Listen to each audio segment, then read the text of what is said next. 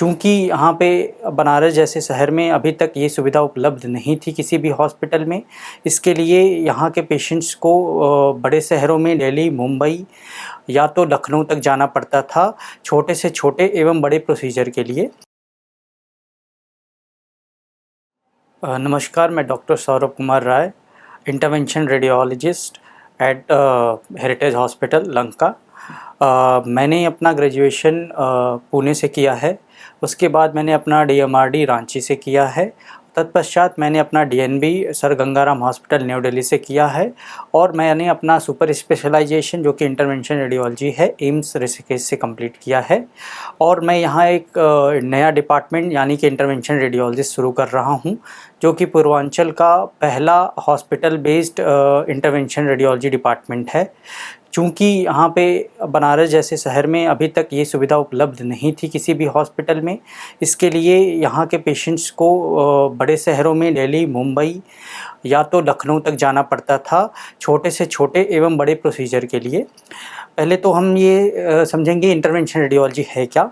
अगर सरल भाषा में कहें तो ये इंटरवेंशन रेडियोलॉजिस्ट वो सर्जन होते हैं जो कि बिना ब्लेड लगाए, बिना चीड़ फाड़ किए आपका छोटे से लेके बड़ा ऑपरेशन कर सकते हैं।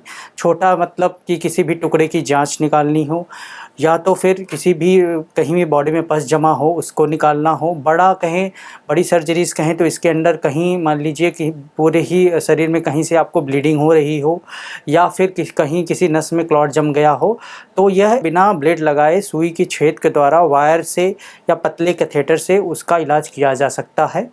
अगर हम बात करें ये सर से लेके पाँव तक इलाज हम कर सकते हैं। जैसे बात करें थायराइड में किसी को गांठ है और उसका ट्रीटमेंट कराना चाहता है और सर्जरी नहीं कराना चाहता है, तो हम एक छोटी सी सुई से उसको जला सकते हैं। या हम कहें जैसे किसी को खांसी में खून आ रहा है, नहीं बंद हो रहा है, तो बिना सर्जरी के एक छोटी सी सुई से हम उसको सही से कर सकते हैं। इसी तरह कहीं भी और बॉडी में कहीं और ब्लीडिंग हो रही हो या खून का रिसाव हो रहा हो, जैसे बच्चेदानी के थ्रू या फिर पेट में हो रहा हो रिसाव, या चोट लगने के बाद, तिल्ली फटने के बाद, लीवर फटने के बाद, या किसी भी प्रकार का ऑपरेशन के बाद किडनी से कहीं से भी यूरिन में ब्लड आ रहा हो, तो हम बिना ऑपरेशन किए उसको हम बंद कर सकते हैं। या फिर किसी नसें में ब्लॉकेज हो, जैसे पैर की नस में, हाथ में की नस में अगर ब्लॉकेज हो जाए या फिर उसमें क्लॉट जम जाए, तो उसको भी हम ठीक कर सकते हैं, नस को खोल सकते हैं। इसी तरह के और बड़े सारे ऑपरेशन या सर्जरीज़ हैं जो बिना ऑपरेशन के, बिना स्कार के हम कर सकते हैं। इसका सबसे बड़ा फ़ायदा जो होता है कि ज़्यादातर प्रोसीजर डे केयर होते हैं, मतलब जिस दिन पेशेंट एडमिट होता है उसी दिन डिस्चार्ज होता है, या पेशेंट अगर हमारे अंदर भर्ती होता है तो ज़्यादा से ज़्यादा 24 से 48 घंटे के लिए रहता है।